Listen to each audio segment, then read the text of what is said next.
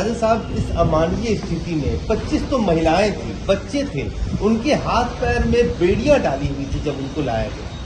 देखो, किसी को रिपोर्ट करना या किसी कारण किसी वजह से ठीक है, लेकिन जिस प्रकार से उन्हें लाया गया, ट्रंप ने अपनी ताकत दिखाई है हिंदुस्तान आदमी उनके दोस्त नरेंद्र मोदी जी कि मैं आर्मी का जहाज क्यों इस्तेमाल किया गया, सिंपल जहाज से भी आ सकते थे, पहले भी लोग डिपोर्ट होते हैं। ये जानबूझ के एक संदेश देने के लिए कि अमेरिका कुछ भी कर सकता है और मैं ताकतवर हूं, आर्मी का जहाज यूज किया गया। और उसके बाद जिस प्रकार से आपने हाथ पैर बांध के उन हमारे बच्चों को लाया है, ये मेरे को लगता है ह्यूमन राइट्स जो वैल्यूज हैं उनके खिलाफ है। मैं तो ये कहूंगा कि ट्रंप जी के खिलाफ मुकदमा दर्ज कर देना चाहिए। व्हाट इज इट नॉनसेंस कि आप लोगों ने ऐसे कोई लाता है, वो क्रिमिनल थोड़ी है, डिपोर्ट कर सकते हैं आप। मैंने तो कह दिया कि आपने डिपोर्ट करना तो पहले भी लोग बहुत से डिपोर्ट होते हैं, नॉर्मल फ्लाइट्स पे डिपोर्ट कर देते हैं। ये एक संदेश देने के लिए, अपना मैसेज दिखाने के लिए, जैसी उनकी आदतन है कि फला मैंने ये कदम उठा लिया, कानून बना दिया, तो देखो मैं डिपोर्ट कर रहा हूं। ये हिंदुस्तान की, हमारे मुल्क की उन बच्चों, वो वापस नहीं आए, वो केवल वापस नहीं आए, ये हमारी इंसल्ट हुई है, पूरे भारत के लोगों की इंसल्ट है। ऐसा नहीं होना चाहिए था। अगर डिपोर्ट करने के तरीके होते हैं, वो बातचीत करते कि आपके इतने लोग हैं, हम इनको डिपोर्ट करना चाहते हैं, एक्सटर्नल अफेयर मिनिस्ट्री इंटरवीन करके उनको ले आती। कोलंबिया जैसे देश ने लैंड नहीं होने दिया यूएस के प्लेन को कि इन ह्यूमन कंडीशन में हम अपने सिटीजन को वापस नहीं लेंगे। उन्होंने अपना सिविलियन प्लेन भेजा और फिर उनको ससम्मान वापस किया। तो क्या भारत सरकार नहीं कर सकती? हम तो कहते हैं, राहुल गांधी यही तो लोकसभा में कहते हैं कि भैया चाइना अंदर तक घुसा हुआ है। आप कहते हैं यहाँ 56 इंच का सीने की बात करते हैं। छोटे छोटे देश, जैसे आपने कहा, कोलंबिया ने कहा कि ऐसा नहीं होने देगा, लैंड नहीं होने देगा। भारत क्यों नहीं कर सकता? भारत तो अपने आप में एक ताकत है। भारत को ये कहना चाहिए था कि हम इस तरीके का अपमान सहन नहीं करेंगे। भारत को भी इस तरीके की बात करनी चाहिए थी। और अभी आप न्योता ढूंढ रहे हैं ट्रंप के, वहां पर जाएंगे तो देश के हिंदुस्तान के लोग क्या सोचेंगे आप कि हमारे देश के प्रधानमंत्री ट्रंप के सामने झुके हुए हैं? भारत के प्रधानमंत्री, ये मैं इसकी निंदा करता हूं, नहीं होना चाहिए था। मेरे को लगता है इसके बारे में पार्लियामेंट में खड़े होकर एक्सटर्नल अफेयर मिनिस्टर को माफी मांगनी चाहिए और अमेरिका से बात करनी चाहिए। और अमृतसर को ही क्यों चुना गया लैंड होने के लिए, जबकि 104 लोगों में 33 तो गुजरात के भी थे, हरियाणा के भी थे? तो क्या पंजाब में ही सिर्फ डंकी की समस्या है और ये डंकी की समस्या दूसरी जगह नहीं? पंजाब में तो आपको पता ही है कि भाजपा का विशेष प्यार जो है पंजाब के साथ है।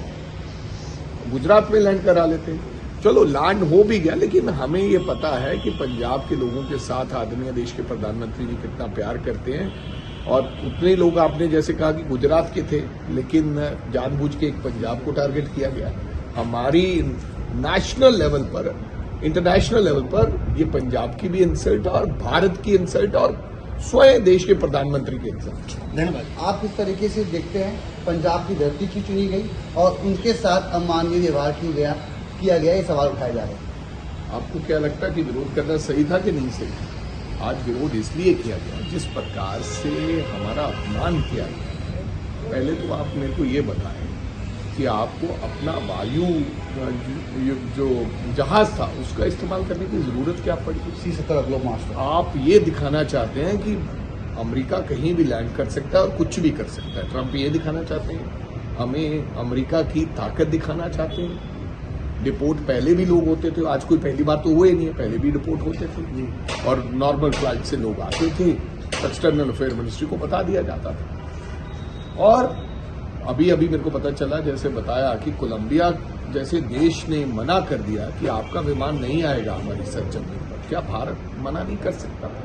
और जिस प्रकार से उनको लाया गया, मेरे को लगता है कि ह्यूमन राइट्स जो वैल्यूज है उनकी उल्लंघना है।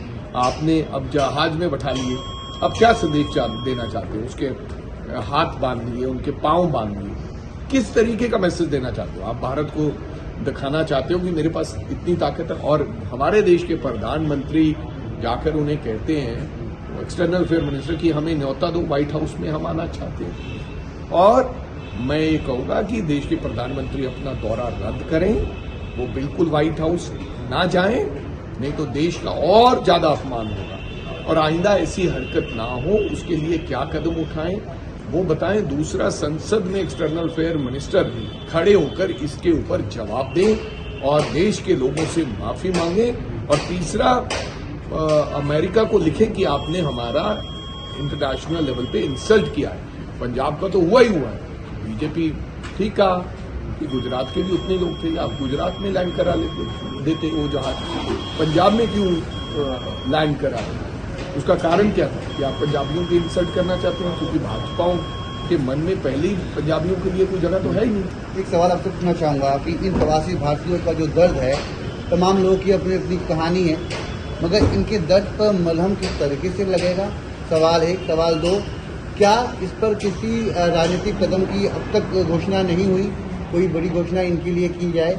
क्योंकि अगर कानून की बात करें तो जिस तरीके से बात की जा रही थी, पहले नागरिकता कानून की बात हुई तो इसमें तमाम लोगों ने बात की, रोहिंग्या मुसलमानों की बात की, तो उनको अपनाने की बात सब कहते हैं, उनको मलहम लगाने की बात करते हैं, उनको नागरिकता देने की बात करते हैं, और इन्हें नौकरी देने की बात नहीं कर रहा। ये क्यों गए?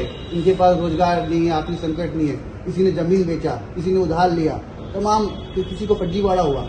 बाहर क्यों लोग जा रहे हैं? कारोबार के लिए, काम के लिए। देश में वादा किया था, देश की सरकारों ने वादा किया था 10 साल से कि 2 करोड़ लोगों को हर साल नौकरी मिलेगी। अगर भारत के लोगों को अगर भारत में नौकरी मिले तो फिर वो विदेश क्यों जाएं अपने परिवारों को छोड़ के? फिर अपनी जमीन बेचकर 40-40, 50 लाख लगा के गलत तरीके से क्यों जाते हैं? वो क्रिमिनल नहीं है, मजबूरन तौर पर उन्हें बॉर्डर क्रॉस करना पड़ा क्योंकि यहाँ वो भूखे मर रहे हैं, ये कारण रहा। दूसरा, मलम नौकरी देंगे नहीं देंगे ये तो मेरे को पता नहीं है। मैं तो कहता हूं कि ना केवल इनको, अन्य साथी जो इस भारत के हैं, नौजवान साथी हैं, युवा देश है, हमें उनको हर व्यक्ति को नौकरी देनी चाहिए, रोजगार देना चाहिए। लेकिन मैं ये जरूर कहना चाहूंगा कि एक्सटर्नल अफेयर मिनिस्ट्री, भारत सरकार इन लोगों का जितने पैसे लगे हैं उनका कोई ना कोई इंतजाम करे, उनको कम से कम या तो पैसे वापस दिलाए जाएं जहां पर उनका खर्च हुआ है, या सरकारें उनका जो पैसा है वो खुद दें, जो 40 लाख 50 लाख, क्योंकि मजबूरन तौर पर उसको बॉर्डर क्रॉस करके डॉक्टरी के जरिए उनको जाना पड़े। धन्यवाद बातचीत करने के लिए हमसे।